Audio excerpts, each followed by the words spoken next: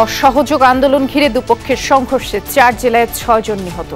বিভিন্ন জায়গায় হামলা, ভাঙচুর, আগুন, ধাওয়া পাল্টা ধাওয়া।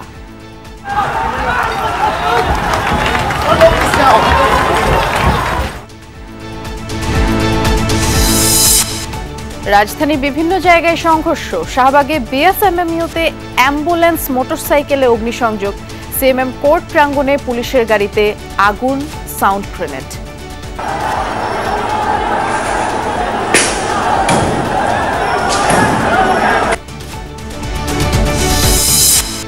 আন্দোলনকারীদের উপর গুলি না চালানো রিট হাইকোর্টে খারিজ।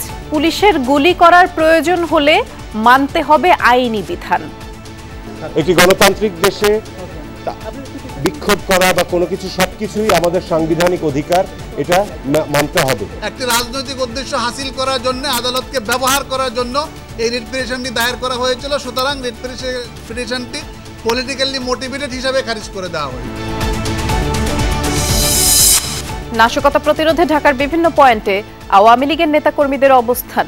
সরকার পদত্যাগে যত বিলম্ব করবে তত ক্ষতি হবে দেশের, মন্তব্য ফখরুলের।